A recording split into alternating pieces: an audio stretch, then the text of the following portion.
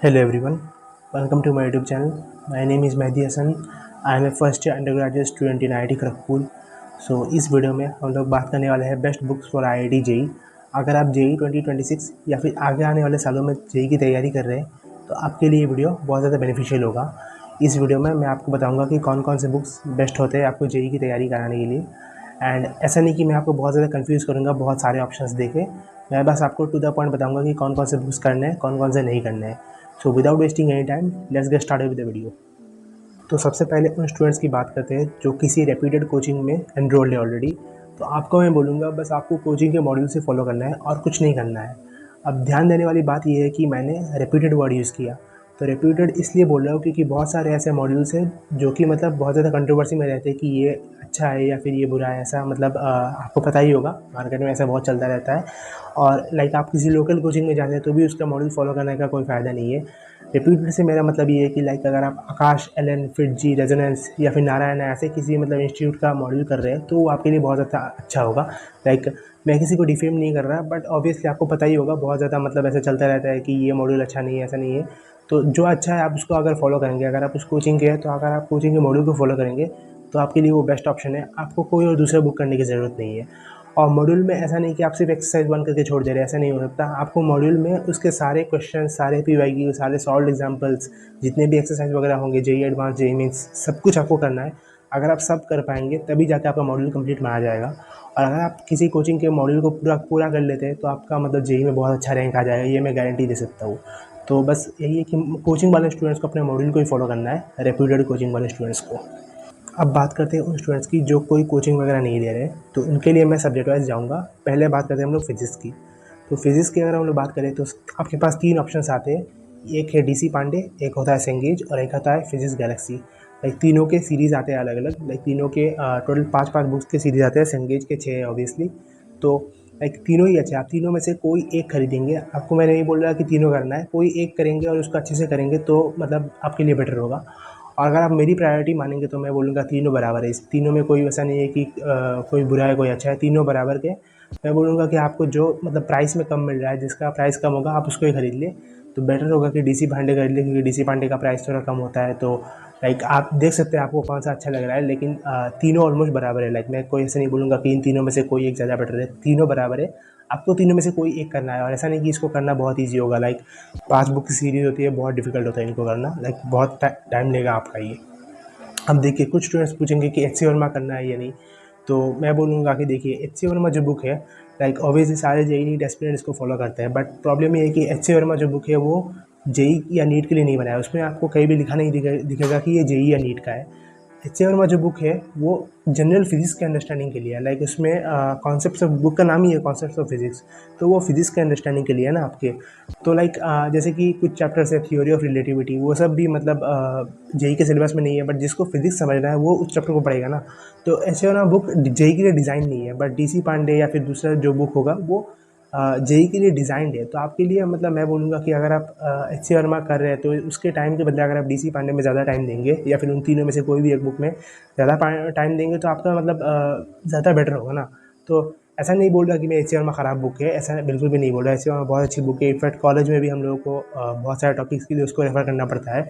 But problem ये है कि वो जेई के लिए नहीं है. जेई के लिए जो बुक है आप उसको करिए और आपके पास 2 बुक करने का टाइम नहीं मिलेगा. ये मतलब अगर अभी आपको लग रहा होगा कि मैं दोनों कर लूँगा, दोनों नहीं होता भाई. किसी एक को ही मतलब आपको अच्छे से करना है.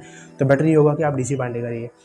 अब मान लीजिए आपने डीसी पांडे कर लिया, ठीक है, तो आपको थोड़ा एडवांस लेवल जाना है. तो उसके लिए कुछ एडवांस लेवल बुक्स होती है. मैक्सिमम लोग आपको सजेस्ट करेंगे इरोडोव, क्रोटोव या ऐसे कोई बुक्स, मतलब फॉरेन ऑथर्स के बुक. लेकिन देखिए मैं बोलूँगा कि इन इरोडोव, क्रोटोव उनमें भी सेम प्रॉब्लम यही है कि ये सब जेई के लिए नहीं बने. ये सब कोई फॉरेन ऑथर ने लिखा है जो मतलब जनरल फिजिक्स अंडरस्टैंडिंग के लिए, ऐसा नहीं कि वो जेई के लिए बनाया हुआ है. तो उससे अच्छा होगा, मैं एक बुक सजेस्ट करूँगा फिजिक्स गैलेक्सी का 700 प्लस इलस्ट्रेशन बुक, मतलब 700 प्लस एडवांस इलस्ट्रेशन, आशीष अरोड़ा सर का लिखा हुआ बुक फिजिक्स गैलेक्सी. वो मतलब बेस्ट होता है क्योंकि उसमें 700 जो क्वेश्चन, 700 नहीं, उसमें करीब 800 या 900 के करीब कुछ क्वेश्चन है शायद. तो वो जो होते हैं पूरे एडवांस लेवल के होते हैं. अगर आपका मतलब डीसी पांडे, सेंगेज या फिर मतलब इनमें से कोई एक भी अगर आपका ख़त्म हो गया तो आप अगर उसको करेंगे तो आपका कॉन्सेप्ट वगैरह बहुत अच्छा हो जाएगा. लाइक आपको और कोई एक्स्ट्रा चीज़ करने की ज़रूरत नहीं. वो मतलब वो बहुत एडवांस लेवल के जाता है और वो पूरा जेई के लिए रिलेवेंट है. अभी एरिडो में क्या होता है, एरिडो में कुछ कुछ क्वेश्चन होता है जो जेई के लिए रेलिवेंट होता है, लाइक उसमें एक लिस्ट होती है कि ये क्वेश्चन जेई के लिए मतलब रेलिवेंट है, बाकी क्वेश्चन नहीं है। तो वही दिक्कत है, आपको ऐसे क्वेश्चन ढूंढने पड़ते हैं, फिर एरिडो का लेवल भी काफ़ी हाई हो जाता है। बट एडवांस इलस्ट्रेशन बुक का प्रॉपर जेई एडवांस के लिए बनाया हुआ है, अगर आप उसको करेंगे तो मेरे अकॉर्डिंग आपके लिए बेस्ट है। एंड तीसरा जो बुक फिजिक्स के लिए आपको करना है वो है 46 year previous year question for JEE means advanced. ये तो आपको करना ही करना है, लाइक इसमें कोई डाउट नहीं है कि ये बुक मतलब आपको क्यों करना है। लाइक मैं ये इसका इंपॉर्टेंस मैं क्या ही जानते हो, सबको पता ही होगा PYQ करना कितना इंपॉर्टेंट होता है। तो लाइक आपको बस मैं 3 चीज़ बोल रहा हूँ। पहले मतलब DC पांडे, सेंगेज और फेज गैलेक्सी, मतलब 5 बुक की सीरीज जो आती है, इन तीनों में से कोई एक। देन फिजिक्स गैलेक्सी का 700+ illustration and then previous year question. बस आपको ये 3 बुक्स आपको करनी है, उससे ज़्यादा कुछ नहीं करना है आपके जेई के लिए। एंड इनफैक्ट मैं तो बोलूँगा बस इनमें से पहला वो जो है DC पांडे, उसको भी अच्छे से करेंगे आप तो भी मतलब आपका जेई में फिजिक्स में बहुत अच्छा रैंक आ जाएगा। और PYQ उससे आपको करनी ही है। तो बस इतने ही बुक्स है फिजिक्स के लिए। अब बात करते हैं मैथ्स की। तो देखिए मैथ्स में आपके पास 2 ही ऑप्शन सबसे बेटर होते हैं, एक होता है अरिहंत और दूसरा होता है सेंगेज। तो देखिए मैं अपनी तरफ से बोलूँगा कि सेंगेज में थोड़ा ज़्यादा प्रेफर करता हूँ। दोनों ही बराबर है, देखिए दोनों बुक मतलब अच्छे हैं। आप दोनों पूरा करेंगे तो मतलब आपका अच्छा रैंक आ जाएगा, दोनों ही अच्छे हैं। बट स्टिल मेरा बायस थोड़ा मतलब सेंगेज की तरफ है। मैं बोलूँगा 60% सेंगेज एंड 40% अरिहंत। लाइक मेरा खुद का बायस है एक्चुअली, कि मैंने देखा है बुक ज़्यादा अच्छा है सेंगेज का।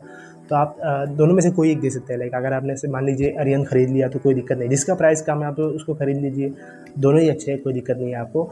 और इन दोनों को आपको पूरा करना है। लाइक ऐसा नहीं कि आप सिर्फ थोड़े बहुत पेजेस देख रहे हैं, ऐसा नहीं होगा। आपको पूरा, अगर आप पूरा बुक करेंगे तभी उसका मतलब मीनिंग बनेगा। तो आपको इन दोनों में से कोई करना है। और उसके बाद अगर आपको थोड़ा ये अगर ख़त्म हो गया तो आपको एडवांस लेवल जाने के लिए आपको मैं बोलूँगा ब्लैक बुक नाम की बुक आती है, ब्लैक बुक।